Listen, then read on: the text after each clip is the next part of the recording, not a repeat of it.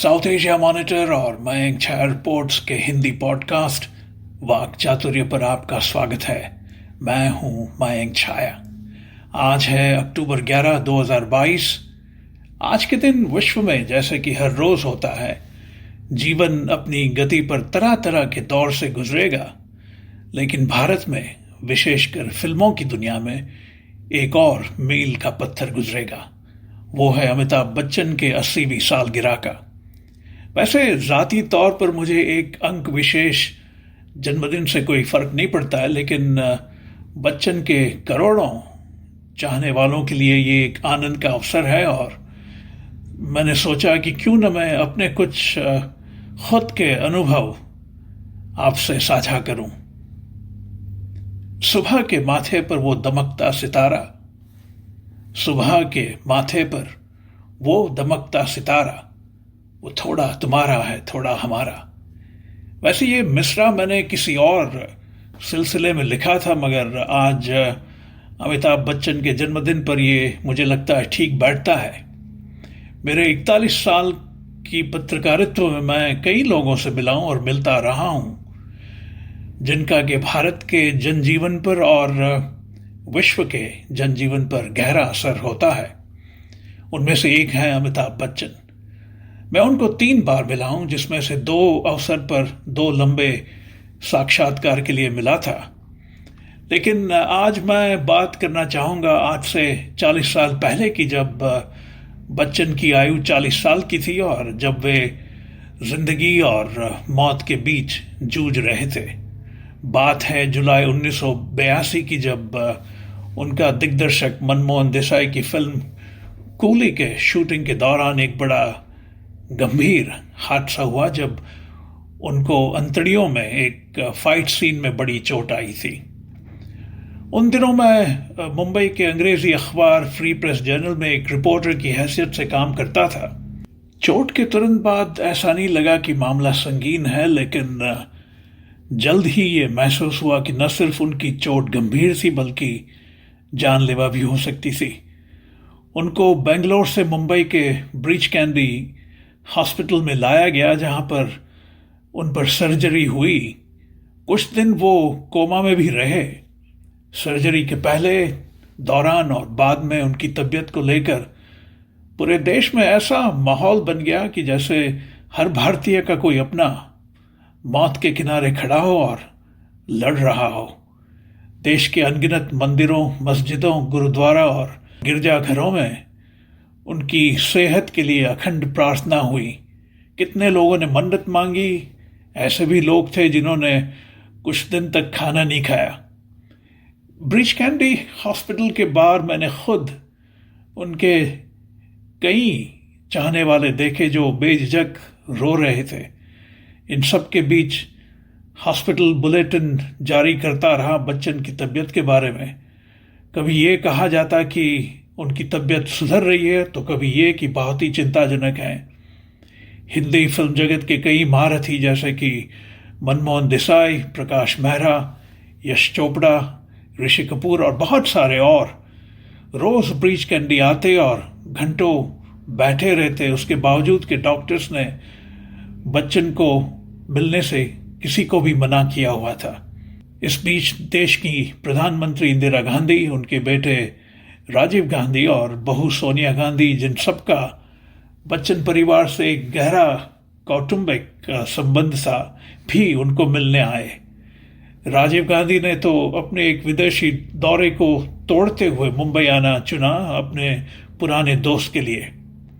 मुझे याद है मेरी ब्रीच कैंडी की मुलाकातों से ऐसा लग रहा था कि देश का कोई सबसे बड़ा नेता अपनी जान के लिए लड़ रहा हो। इन सब के थोड़े दिनों के बाद बच्चन की तबीयत संभली और उनको अपने घर प्रतीक्षा वापस भेजा गया।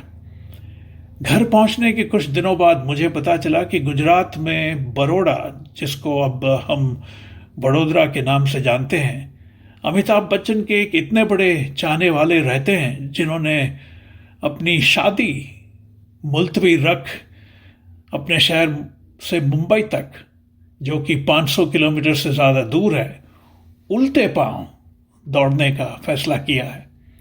उनका मानना ये था कि अगर वो वडोदरा से मुंबई के मशहूर सिद्धिविनायक मंदिर उल्टे पांव दौड़ के जाएंगे तो बच्चन की तबीयत जल्द ही ठीक हो जाएगी। सिद्धिविनायक पहुंचने से पहले अरविंद पंड्या बच्चन के बंगले पर आकर उनसे मिलना चाहते थे। जिस सुबह वो प्रतीक्षा पहुंचे तो सिर्फ मैं और मेरे सहकारी फोटोग्राफर गोपाल शेट्टी ही दो पत्रकार वहां मौजूद थे। जब तक अरविंद पहुंचते मैंने बच्चन के पिता दिग्गज हिंदी कवि हरिवंश राय बच्चन से कुछ बातचीत की। उस दौरान जिस तरह से पूरे देश ने उनके बेटे के जीवन के लिए जो कामना की थी, उसकी बात करते करते वो मेरे सामने रो पड़े। मेरे पुत्र के स्वास्थ्य की चिंता में पूरा देश इस भावना से आगे आएगा, ये मेरे लिए बड़ा हृदय वेदक है, हरिवंश राय बच्चन ने मुझे कहा था। फिर अरविंद पंड्या पहुंचे और अमिताभ बच्चन, जो कि बहुत ही दुबले हो गए थे, अपने एक लंबे गाउन में उनको मिलने बंगले के बरामदे में आए और बड़े भावुक होकर मिले। मैंने अरविंद को पूछा था क्यों उन्होंने इतना बड़ा कदम उठाया, तो उन्होंने मुझे कहा था देश में एक ही महानायक हैं और मेरे लिए उनसे ऊपर कोई नहीं है। आज जब उस दिन के बारे में मैं सोचता हूं तो इस बात से हैरत होता है कि फिर कभी किसी व्यक्ति विशेष के जीवन को लेकर देश कभी इस कदर एकजुट नहीं हुआ। मेरे पहले साक्षात्कार में मैंने अमिताभ बच्चन को इसके बारे में पूछा था। उन्होंने अंग्रेजी में मुझसे कहा था, "What can I say? I still feel moved all these years later." मैं क्या कहूं, इतने सालों बाद भी मैं आज भर आता हूं। आज वाक चातुर्य में बस इतना ही। उम्मीद करता हूं ये अमिताभ बच्चन के 80वें जन्मदिन के अवसर पर मेरी छोटी सी याद आपको पसंद आई। मैं सोच रहा हूं जाते जाते उनके सैकड़ों गानों में से एक खूबसूरत गाना सुनाता चलूं।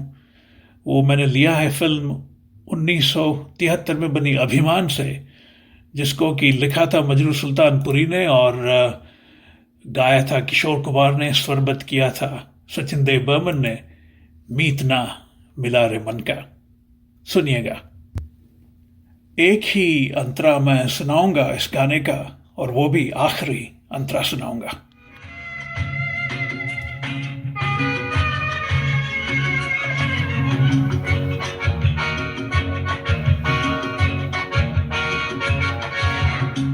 देर से मन मेरा आस लिए डोले, देर से मन मेरा आस लिए डोले रे, देर से मन मेरा,